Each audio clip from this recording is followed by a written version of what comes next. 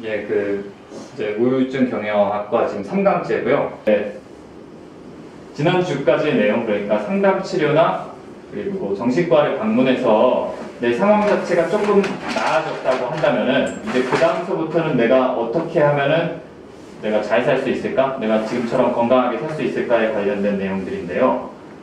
예, 아시겠지만 신체 건강이랑 정신 건강이 되게 이어져 있습니다. 몸이 이렇게 불편하고 아프게 되면은 우울한 생각들이 굉장히 많이 나고, 그리고 또 상대적으로 정신적으로 이렇게 멀쩡하고 내가 스트레스 받는 것들이 상대적으로 없으면은 몸도 되게 가뿐하고 무겁지 않은 이런 것들이 어느 정도 같이 가는데요. 그렇다고 완전히 똑같은 건 아니고요. 예, 그래서 이런 측면에서 적절한 운동 그리고 적절한 수면이 되게 중요하고요. 그리고 정신 건강을 계속 유지하는 것들이 중요합니다. 그래서 일단 첫 번째로 신체 건강을 유지하는 방법에 대해서 조금 말씀을 드리는데요. 적절한 운동. 그러니까 운동을 계속 지속적으로 꾸준히 하는 사람들 같은 경우에는 우울증이나 자살 충동의 그런 비율이 하지 않는 사람들에 비해서 한 3분의 1가량 낮다고 하고요. 그리고 남성보다는 상대적으로 여성들이 운동을 지속적으로 했었을 때 우울증에 걸리지 않을 수 있는 확률이 더 높아진다고 얘기를 합니다.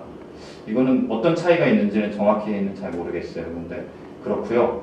그리고 과한 운동을 하게 될 경우에는 안 하는 것과 거의 비슷한데요. 그냥 과하게 했을 경우는 아시겠지만 나 운동하러 가야 돼 하니까 대인관계가 없어지고, 그리고 나 근손실 있어 해서 회식 안 나가고 많이 하시는 네, 그래서 뭐 또 안 먹고 그러다 보면은 이제 맛있는 거를 먹음으로써 오는 즐거움 같은 것들 또 상실하는 이유가 될 수 있고요. 또 과하게 운동하다 보면 부상을 당할 위험도 있잖아요. 그래서 그렇게 되고, 운동하느라고 먹는 거 너무 심하게 조절하면 섭식장애도 올 수가 있기 때문에 과한 운동은 삼가하는 편이 좋다고 이야기를 합니다. 그리고 적절한 수면이 되게 중요한 요소인데요. 사실 이게 되게 커요. 수면 클리닉 같은 데 가면은 일주일만 그러니까 수면 장애를 겪고 있으면은 거기에 대해서 약을 처방을 하기도 할 정도로 우울증과 수면 장애는 되게 큰 연관이 있는데요. 7시간에서 8시간 정도를 늘 비슷한 시간에 자는 게 되게 중요하다고 하고요. 가장 적게 우울감을 경험한다고 합니다. 근데 많이 자면 10시간 이상 자게 되면은 가장 저런 우울증에 걸릴 수 있는 가능성이 크다고 해요. 10시간 이상 자는 건 좀 조심해야 될 것 같습니다. 네, 그리고 그 다음으로 조금 우울증과 연관이 있는 쪽은 5시간 이하 자는. 그러니까 그렇게 되면은 잠을 이렇게 부족하게 자거나 아니면 많이 자게 되면은 사람이 되게 초조해지고 주의력도 저하되고요. 그리고 식욕 부진, 그리고 무기력과 이게 큰 연관이 있습니다. 숙면 취하는 방법을 그래서 제가 좀 찾아봤는데요. 규칙적인 게 중요하다고 합니다. 아까 상희쌤께서 말씀을 하셨었는데 이게 계속 왔다 갔다 하신다고 하잖아요. 그렇게 되면은 몸이 계속 적응을 하지 못해서 조금 수면 장애가 올 수 있는 상황이 된다고 합니다. 그래서 늘 일관적으로 한 11시에서 7시 사이에는 잔다 이런 것들을 가지고 유지를 하시면은 도움이 될 수가 있습니다. 그리고 침실 환경 같은 것도 되게 중요하다고 하는데요. 진짜 어떻게 가능한 한 불빛 같은 것들을 없게 해야지 자는데 도움이 되고, 온도는 18도에서 22도 정도가 좋다고 하고 습도도 50%가 좋다고 합니다. 근데 이거 다 지키고 하기가 쉽지가 않죠. 그리고 수면 질환이 잠을 자는데 되게 안 좋은 영향, 숙면에 취하는데 불편함을 줄 수 있다고 하는데요. 코골이 같은 것들이 있으면은 숙면에 취하는데 좀 어려움이 있을 수 있고, 또 수면 무호흡증이라고 해서 중간에 이렇게 자다가 숨 멈추시는 분들 계세요. 그런 분들 같은 경우에는 이걸로 인해서 잠이 계속 깨거나 아니면 깊은 잠을 못 들게 되는 측면이 있다고 합니다. 그리고 카페인이나 알코올 피하는 게 되게 중요하다고 하는데, 커피는 아시죠? 다 카페인, 카페인 마시게 되면은 잠을 드는 게 어렵게 하고요. 카페인은. 근데 알코올은 많이 마시면은 잠 와서 술 마시고 그런 경우가 있잖아요. 근데 문제는 이게 잠을 중간에 계속 깨웁니다. 그리고 또 이제 탈수 현상 같은 것들이 계속 생기게 하기 때문에 이제 또 목마름이나 이런 것 때문에 또 깨게 하는데, 그래서 알코올로 잠을 자게 하는 습관은 수면을 못 취하게 하는 습관 중에서 하나라고 합니다. 그리고 이것뿐만 아니라 수면은 제대로 적정 시간 7에서 8시간 정도를 자게 됐을 때 그 신경 물질이라고 해서 뭐 세로토닌이나 뭐 몸에서 기분 좋게 하는 것들 그리고 활력 넘치게 하는 것들을 회복하게 하는 효과가 있고요. 두 번째로는 또 하루 동안에 있었던 일들 같은 것들을 머릿속에서 자는 동안에 이렇게 처리를 하면 그냥 있지는 않거든요. 여기서 계속 처리를 하고 중요한 것들은 장기 기억으로 보내고 뭐 이런 것들, 이런 작업들이 이루어지는데 그래서 수면이 되게 중요해요. 공부를 잘하려고 해도 성취를 잘하려고 해도 수면이 되게 중요하고요. 그리고 몸에 쌓인 노폐물 같은 것들을 처리하는 것도 수면 중에 다 일어나고요. 그래서 엘리트 스포츠 선수들 그리고 그런 사람들 같은 경우에 대표적으로 요즘은 르브론 제임스라는 NBA 농구 선수가 있는데요. 그런 사람은 수면 매니아라고 합니다. 거의 8시간 정도는 칼같이 자고요. 이동 막 비행기 타고 다니면서 호텔 다니는데도 저런 침실 환경 저런 것들 꼭 지키면서 자는 그런 매니아라고 하는데 그만큼 숙면이 내가 생활하는데 기능을 하는 데 있어서 되게 중요할 뿐만 아니라 우울감에 있어서도 되게 큰 역할을 한다고 합니다. 그래서 잠 잘 자는 거 되게 중요합니다. 잠을 못 자면 또 입맛도 없어지거든요. 그래서 또 잘 밥도 못 먹게 되는데 다이어트에는 좋을지 모르겠는데 네, 어쨌든 수면을 취하는 게 되게 중요합니다. 예, 그래서 이제 신체 건강을 유지하는 방법에 대해서 얘기를 해봤고요. 예, 그래서 이제는 정신건강 유지법으로 살짝 넘어가 보도록 하겠습니다. 대표적으로 이렇게 한 4개 정도를 꼽아봤는데요. 심리 욕구의 균형과 점진적 확장, 그리고 두려움과 사랑, 하고 싶은 이야기 하기, 그리고 지금 여기에 살기 이렇게 한 4가지로 꼽아봤는데요. 예, 기본적인 심리적인 욕구라고 하는 것들이 보통 이렇게 자율감, 소속감, 유능감 이런 걸로 칠 수가 있는데요. 이 3가지가 높을 경우에 사람이 행복감을 많이 느끼고 좋다고 합니다. 자율감 같은 경우에 말 그대로 내가 하고 싶은 것들을 내가 스스로 선택하는 것들, 자신의 행동에 대해 자기 조절, 그러니까 내가 하는 거죠. 남들이 선택해 주는 거 말고 내가 하고 싶은 것들. 소속감 같은 경우에는 타인과, 그러니까 정말 가까운 사람과 내가 하고 싶은 말, 내가 나누고 싶은 감정 이런 것들을 나누는 경험. 보통은 애착관계라고 하는 거는 이렇게 가족, 뭐 부모님 혹은 연인 뭐 이런 사람들 같은 되게 친밀한 관계를 이야기를 하기도 하는데요. 그리고 소속감은 2가지 정도로 이야기를 하는데 한 가지가 관계감이고요. 한 개는 또 다른 한 개는 안정감이라고 합니다. 안정감. 내가 안전하다라고 느낄 수 있는 공간. 그리고 가까운 사람과 이렇게 관계를 맺는 게 이게 관계감인데요. 이 2가지가 소속감이라고 하고요. 네, 그리고 그런 소속감이 높을 때 사람이 행복감을 많이 느낀다고 하고 또 마지막으로는 유능감이 있습니다. 유능감. 효율적이고 성공하고자 하는 욕구인데요. 내가 무언가를 하고자 했었을 때 이게 잘 되면 기분이 되게 좋잖아요. 제가 강의를 되게 잘하고자 하는 목표가 생기니까 유능감이 되게 떨어지더라고요. 이거 되게 부족한 것 같은데 강의 준비 좀 더 잘해야 될 것 같은데 이런 생각이 드는데 만약에 제가 이런 것들을 책도 많이 찾아보고 공부를 더 열심히 해서 강의를 잘하게 되면 유능감이 좀 회복이 되겠죠. 예, 그런 식으로 이런 3가지가 잘 충족이 됐을 때 사람이 행복하다고 하고 이게 3가지가 잘 충족이 되게 되면은 나중에 하나 더 생기는데요. 목표감이라는 게 생깁니다. 이를테면은 자기가 고등학생 같은 경우 이렇게 될 수 있겠죠. 자기가 선택해서 가고 싶은 대학교에 들어갔어요. 대학교에 들어가서 소속감을 느끼면서 거기 안에서 친구들과 잘 교류를 하면서 근데 거기에서 나름대로 공부를 잘 하다 보니까 유능감도 생겼어요. 그렇게 되면은 그런 생각이 들죠. 나 좀 괜찮은 것 같은데 이번에 미국으로 박사과정 한번 하러 대학원 갈까라는 목표가 생길 수가 있게 되는 건데요.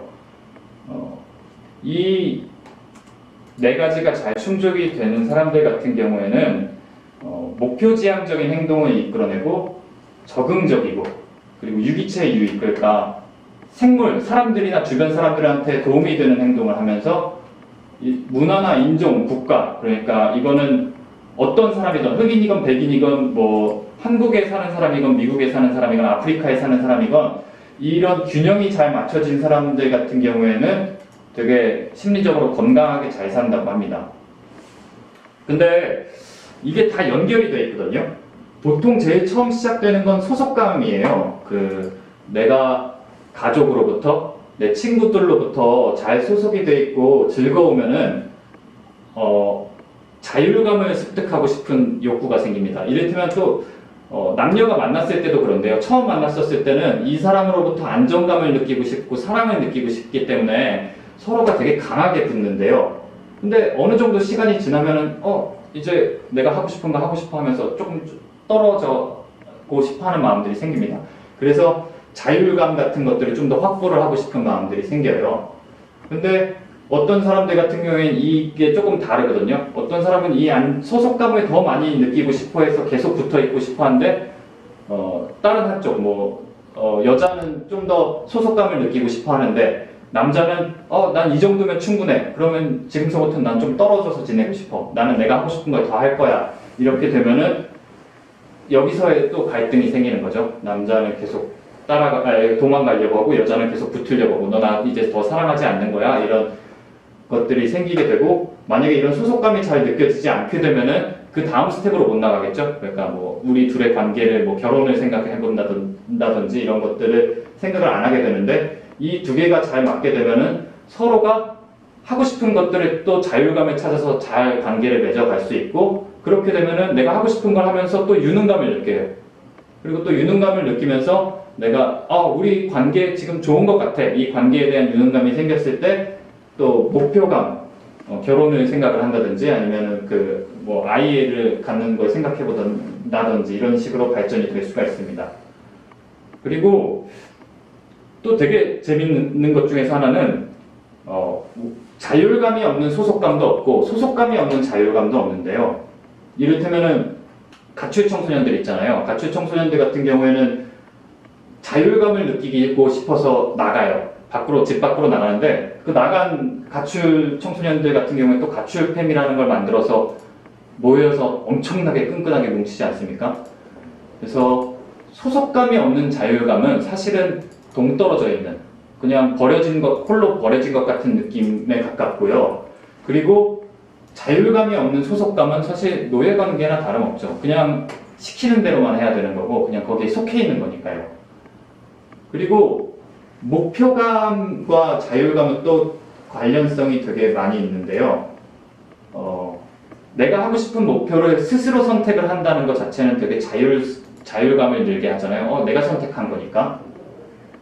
그리고 목표감이 만약에 커지게 되면은 이거는 그 전에 말씀드려야 될 게 지금 이런 균형이 한번 만들어졌다고 해서 늘 유지가 되지는 않습니다. 이를테면은 아까 강인하 쌤이 말씀하셨었던 것 중에서 하나가 새로 화장품 런칭을 준비를 하고 있다고 말씀하셨잖아요. 근데 화장품을 런칭하기로 목표를 세우게 되면은 이게 여기서 커집니다.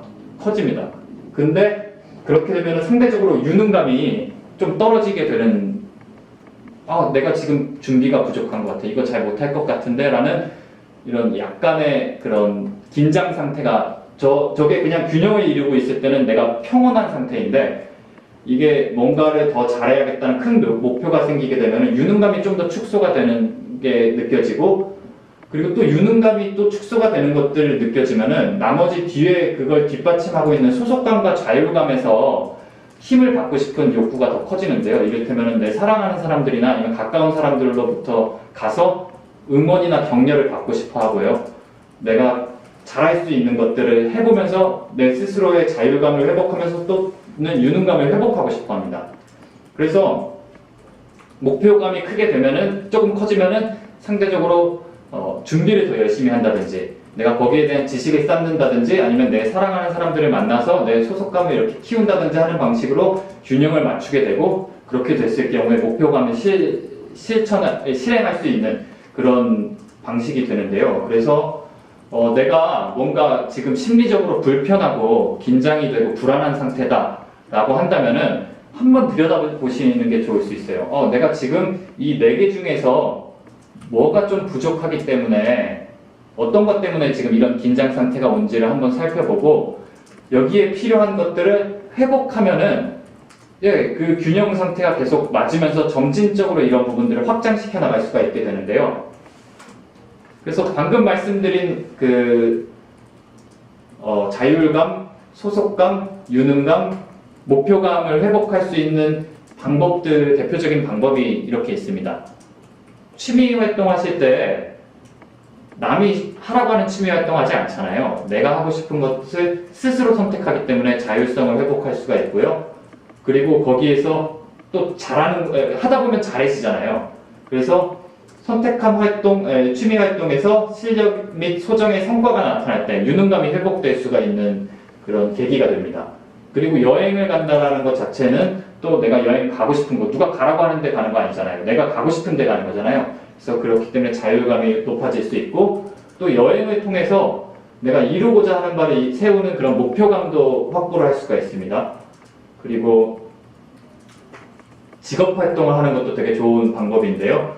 직장 내 타인들과 같이 협업하고 한 팀이 돼서 일한다는 것 때문에 관계가, 소속감 같은 것들이 되게 확장될 수 있고 그리고 주어진 임무를 해결하고 그리고 내 생계를 유지하는 데 있어서 돈을 번다는 유능감이 확보가 될 수 있기 때문에 또 되게 중요한 활동이고요. 그리고 또 하나는 봉사활동 및 종교활동인데 혼자가 아닌 다수의 다른 사람들과 함께 하는 일, 그리고 그 사람들을 위하는 일을 하기 때문에 또 소속감이 되게 확장이 되고 그리고 같이 추구하는 바를 하기 때문에 목표감이 확장될 수 있다고 합니다. 그래서 다음과 같은 네 가지를 균형 맞추는 데 있어서의 좋은 일종의 예시 같은 것들인데 한번 어려울 때 해보면 좋지 않을까 싶습니다.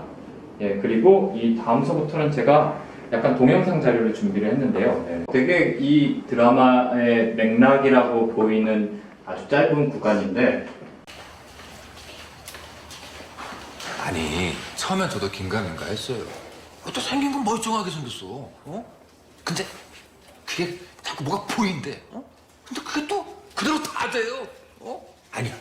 보이면 또 다 되는 게 아니고 중간 것도 안 되는 것도 있어. 그게 더 문제야. 죽기 전에 그 여자를 생각하고 있었어요. 처음 만났을 때부터 매 순간을 아쉬워하면서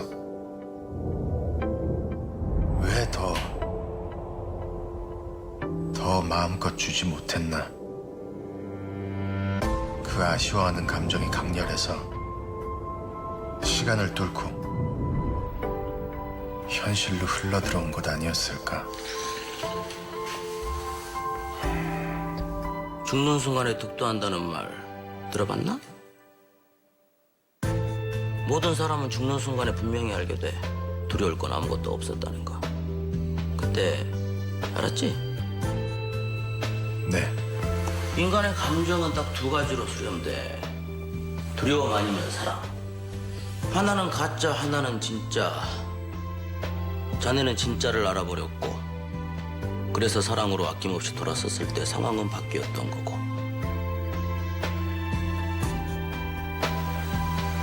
근데 왜 주춤해?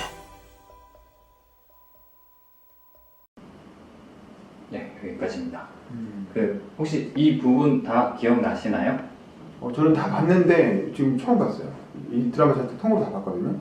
근데 이건 전혀 기억이 안 나요. 저도 이게 기억이 안 났어요. 다 봤는데. 그러니까 또 오해영이라는 드라마가 대체적인 내용을 보면은 상처받은 그 혜영이랑 이제 도경이, 에릭 이 두 사람이 만나서 비슷한 상처를 갖고 있는 사람들이었었잖아요. 그러니까 결혼식 직전에 결혼식이 파토나 버려가지고 세상에서 완전 버려진 기분, 낙인 찍혀버린 기분으로 이렇게 되게 살고 있었었고, 특히 도경이 같은 경우에는 이 친구가 하는 게 자기가 행동하는 데의 기준은 늘 남한테 있었다라는 얘기 같은 것들 하거든요.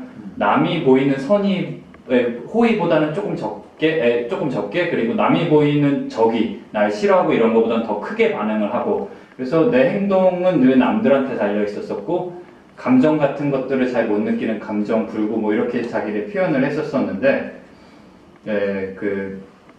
스토리가 그렇잖아요. 그 도경이가 자꾸 미래를 보잖아요. 미래를 보는데 그게 실제로 막 일어나고 그랬었는데 나중에는 그 실제로 그 본대로 미래가 일어나지 않고 조금씩 바뀌는 부분들이 있고 그런데 여기에서 또 하나의 컨셉은 네 번째 그 시간의 다른 차원이 존재한다는, 그래서 운명이 이미 다 정해져 있고 다른 차원에서 내가 이미 죽었는데 죽은 시점에 너무 후회가 돼서 내가 지금까지 못했었던 것들, 사랑을 더 할 수 있었었는데 내가 표현할 수 있었었는데 못했었던 것들이 후회가 되는 것들이 지금 현재 내가 지금 있는 쪽으로 흘러 들어와서 미래를 보는 것처럼 그런 현상이 나타난다. 뭐 이거는 약간 설정이라고 생각을 해요. 근데 여기에서 주는 포인트가 몇 개가 있다고 생각하는데 그 아저씨 누구죠? 그 조금 나이 들어 보이는 여기 슈퍼바이저. 맞아. 네. 그 배우 이름이 생각이 안 나네. 네, 아무튼 그 아저씨가 사람은 모두 죽는 순간에 득도를 한다. 두려울 건 아무것도 없었다. 죽음이라는 것 자체는 우리가 어떻게 선택해서 있는 게 아니잖아요. 모든 생명은 태어나는 순간서 죽음이 결정이 되어 있는데 어차피 죽는 거고 내가 오늘 죽을지 내일 죽을지 몇 시간 뒤에 죽을지 모르는데 두려워서 무슨 선택을 하는 거, 이게 가짜 행동이라고 이야기를 하는 거죠. 그러니까 모든 행동은 사실 두 가지 이유에서 해요. 내가 혼자가 되고 싶지 않아서, 내가 남들로부터 무시당하고 싶지 않아서, 초라한 존재가 되고 싶지 않아서, 그러니까 뭐뭐 하고 싶지 않아서라는 동기는 두려움의 동기거든요. 나 실패자가 되고 싶지 않아. 실패자가 되면 나 혼자가 될 것 같아. 라고 해서 뭔가를 행동을 하고 숨거나 아니면 피하거나 이렇게 되는데, 그거 말고 또 다른 동기가 하나 있는데 내가 좋아서 하는 거, 설레는 거, 가슴 뛰는 거, 이런 것들이 뭐랄까요, 그런 사랑의 동기? 근데 이 두 가지의 동기로 사람들이 행동하는데 건강하게 사는 사람들은 상대적으로 사랑의 동기로 많이 행동을 하게 된다는 거고, 여기에서의 설정은 그거죠. 미래는 이미 다 정해져 있고 근데 뇌는 그걸 몰라요. 내가 어떻게 될지, 미래가 어떻게 될지 하나도 모르는데 감정은 미래를 알고 있는데 그 감정이 알려주는 신호가 그 사랑의 동기, 설레고 가슴 뛰고 하고 싶고 이런 것들 있잖아요. 그래서 또 오해영에서 전달하는 메시지는 제가 생각했을 때는 그거예요. 두려움이 아닌 사랑의 동기로 살자. 뭔가 다칠까봐, 잃을까봐 계속 빠지는 것이 아니라 내가 좋아하는 거, 진짜 하고 싶은 거. 그래서 도경이도 그런 순간들이 되게 많잖아요. 혜영이가 얘랑 헤어지려고 마음을 먹어서 못된 소리를 하는 경우들이 되게 많다고요. 막 꺼지라고 막 가라고 하는데, 그리고 또 병원에서 만났었을 때 제가 둘 다 쓰러져서 병원에 실려가서 기절했었다가 만나게 되잖아요. 근데 만났을 때 혜영이가 처음에 이렇게 쫙 안 보겠다고 이렇게 닫아버리는데, 원래 자기가 죽는 순간에 했었던 그 행동은 그거였었던 것 같은데, 마음에도 없는 소리, 행복해라 하고 아프지 마라 하고 그냥 가버리는데,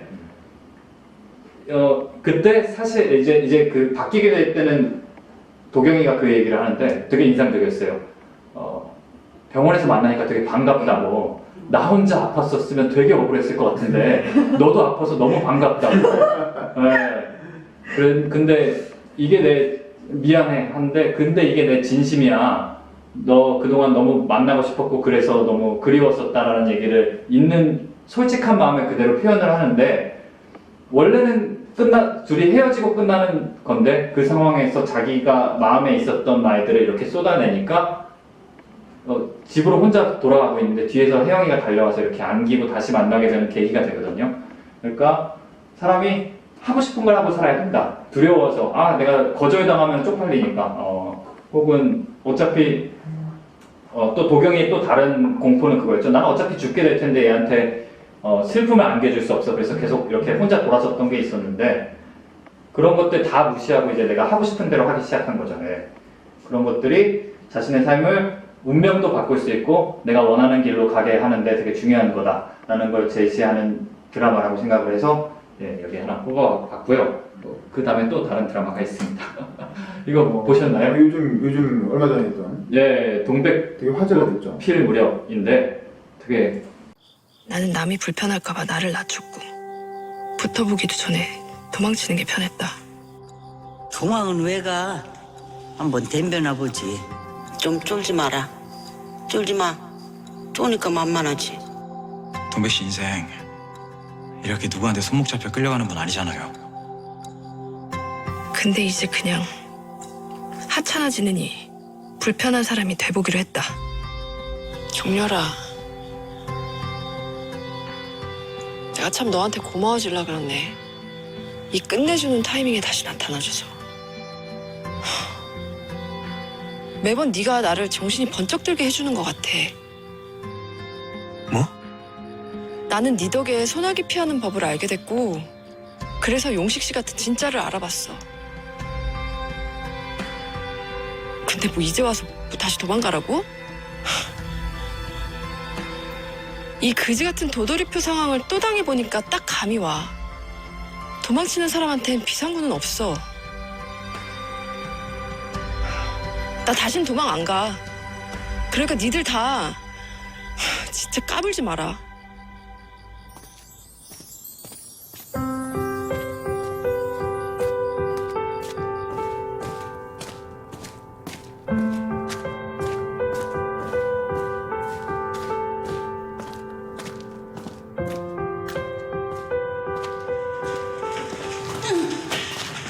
아, 진짜 한 잔만 더 하자고. 아저씨! 정신을 챙기고 사셔야 합니다. 아직은 싸울 때도 존댓말이 나오지만 제가 만만해요? 예? 그 사람을 봐가면서 까부셔야 하는 게 좋겠어요. 추정하겠습니다.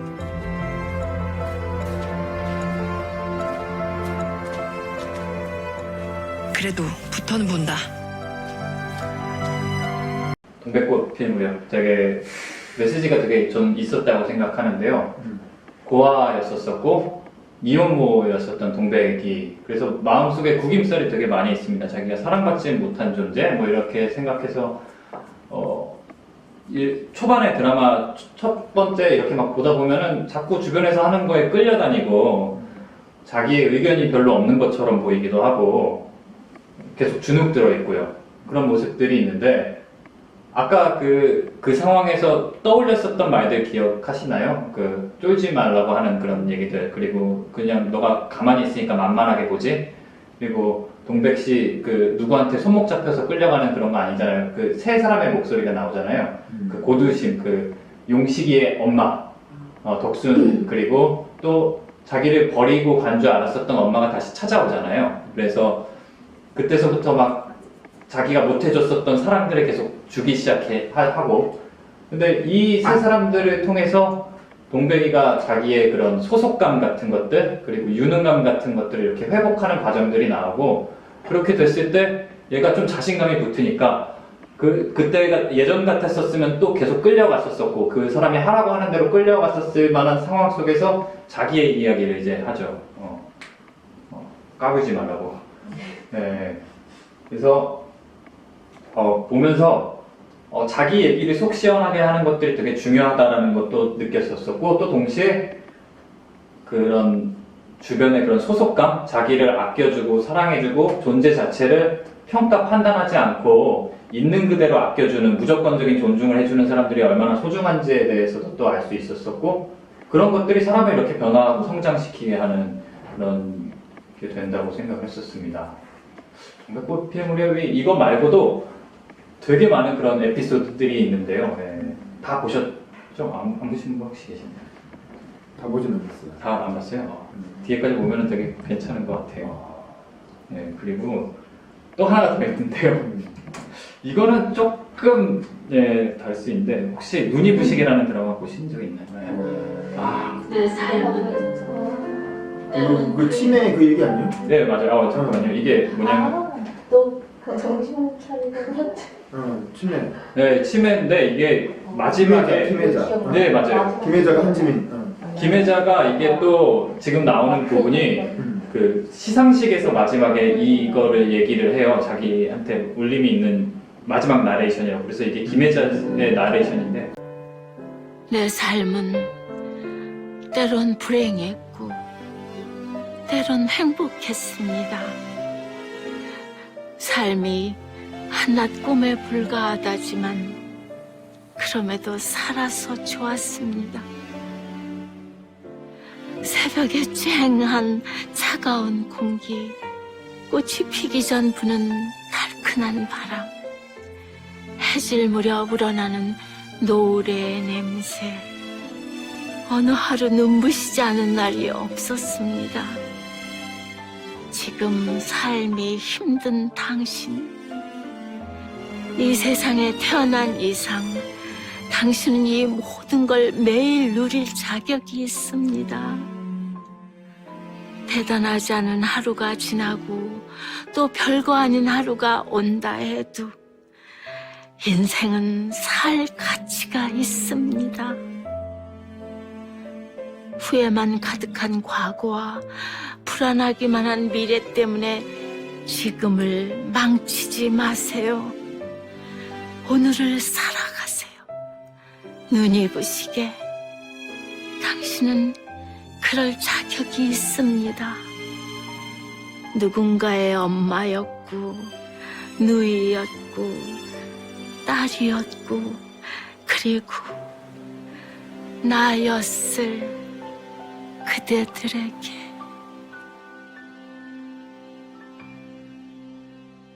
예, 이게 마지막 장면인데요.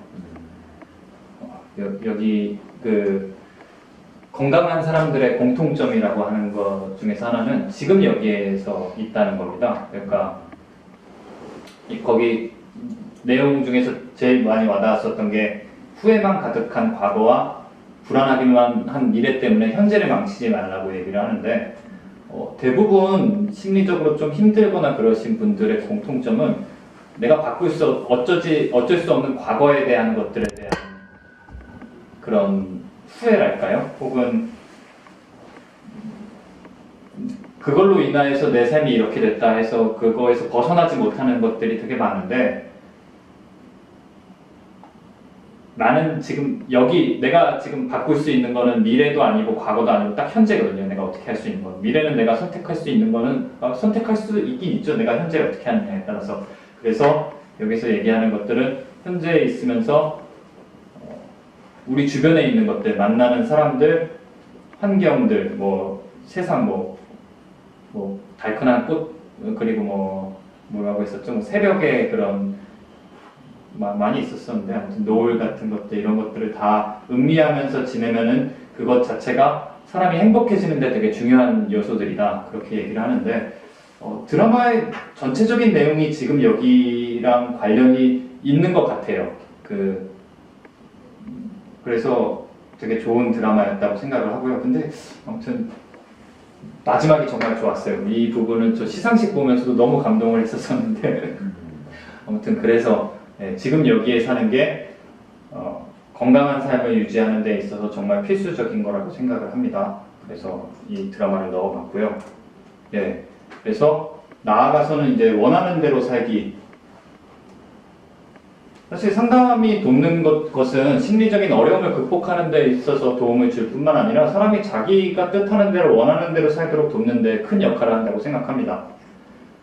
위에 인간답게 살기와 행복한 인생을 스스로 선택하기, 이거에 대해서 이야기를 하신 분이 혹시 들어보셨을 텐데 우리 아이가 달라졌어요 라는 프로그램에 오은영 선생님이 계시는데, 그분이 한국일보인가 거기에서 오은영의 화해라는 주제로 맨날 이렇게 일주일에 한 번씩 사례를 놓고 이렇게 상담을 해주시는 코너가 있는데, 꽤 좋은 코너라서 기회가 되시면은 네이버에서 검색하면 나오거든요. 보시면 좋은데, 그분이 건강한 삶, 행복한 삶이라고 이야기를 하는 것의 요소로 두 가지를 얘기하셨어요. 인간답게 살기와 행복한 인생을 스스로 택하기라고 얘기를 했는데, 인간답다라는 것은 약자를 배려할 수 있고 그리고 타인을 공감하고 이해할 수 있는 게 인간답다라고 보셨고, 행복한 인생을 스스로 택하기 같은 경우에는 세상에 사람이 삶을 살다 보면은 여러 가지 선택해야 될 일들이 되게 많은데, 그런 일들을 스스로 남들의 그런 그 선택에 의해서 하는 게 아니라 내가 원하는 대로 자율적으로 선택하고 그것을 극복해낼 수 있을 때 사람이 행복하고 성숙한 사람이라고 얘기를 하는데, 저 두 가지가 제가 생각했을 땐 행복감에 정말 큰 근거가 되는 것 같습니다. 근데 저렇게 살기 위해서는 원하는 게, 내가 하고 싶은 대로 하는 거를 막는 한계 같은 것들이 되게 있어요. 그게 두려움일 수도 있고요. 내가 과거에 어떤 행동을 했는데 지금까지 안 됐어. 사실 저도 이게 정말 많았다라는 걸 공부를 하고 또 제가 상담을 받고 하면서 많이 느끼는데요.